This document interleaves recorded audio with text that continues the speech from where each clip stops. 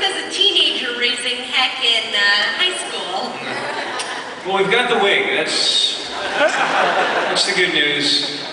I don't know. We tried the teenage flashback once. We did it once in the season premiere last year of Ghosts, and it was Sean looking a lot like Judd Nelson in From the Hill.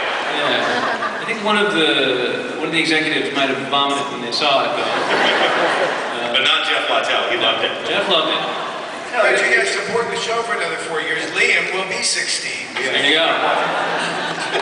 That actually is a very important question. Another big the fans love little Sean and little Gus.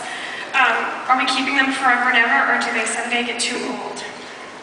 Well, the miracle that landed in our lap was that Liam is 4 years older now than he was when he started, and he looks the same and sounds the same.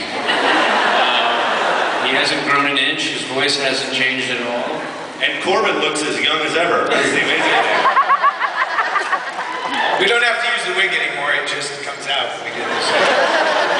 We're just I all, water it the night before. just all keeping our fingers crossed that, that Liam is like Ben Button. Just stay looking like that, as long as we need. Will there be any more animated little Sean and little Gus episodes coming? Maybe? I don't think that's happening this season, but we're trying something else.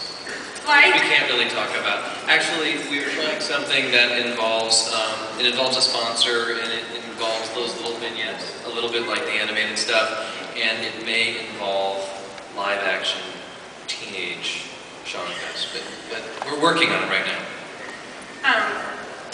New news to me. Tell the nice people that you'll buy the sponsors' products if they make it happen. They're very well behaved, these kids. Next! Alright, I've always wondered how the Psych Out moments happen. Are they scripted or they just happen? They used to happen beautifully and spontaneously, and now they're fairly scripted. Yeah, Psych Outs for the longest time was random stuff that we would come up with in the middle of the day that then we would tack on at the end. But they caught on, and we know that you want them, so we are in the lab coming up with them fairly regularly. I think the first Psych Out really was from the pilot. And Rodé and I just found out that we enjoyed singing songs from the 80s and early 90s. And somehow we started singing Gonna Make a Change. And then we worked it into the script somehow, just cracking ourselves up. And then Michael Engler, who directed the episode, said, we should add it on at the end, just in case they're thinking about not picking up the show. That would be the last image that they're left with, and they'll be laughing. So somehow we ended up doing it every episode, or every other episode, or something like that.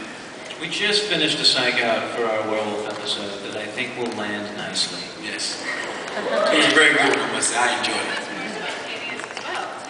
That's kind of happened on the spot. Those are the best ones. Yeah. Yeah, I always prefer when it's outtakes or whatnot. And there's one in the Exorcist episode that's probably my favorite one of all time, and it's James playing with Ray Wise, and it's really really fun. The incomparable Ray Wise. Come on, there's at least 1,000 Twin Peaks fans out there, right?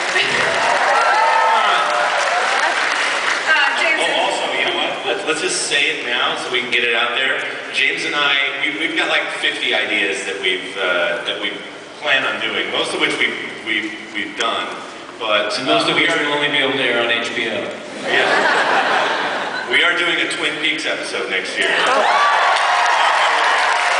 No pressure, Jeff Littell. No pressure. Jeff is like, are you sure you're coming back next year? Jeff loves that. To exactly the pilot question, at the end of the little teaser, Sean announced quite firmly, I will never grow up. After going into the first season, 3 seasons, do you think he's grown up at all, or very firmly refusing to do so still? Sean? Question mark. That whole question was directed towards me? Yes.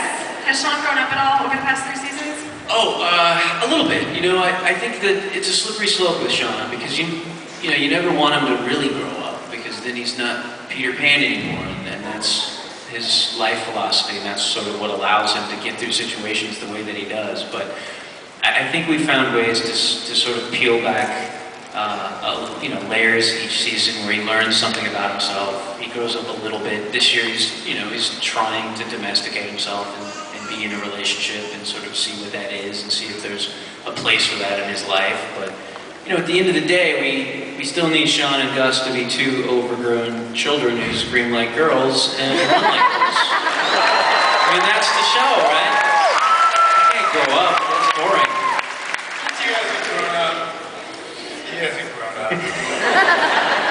He'll never grow up. That's the official answer, guys.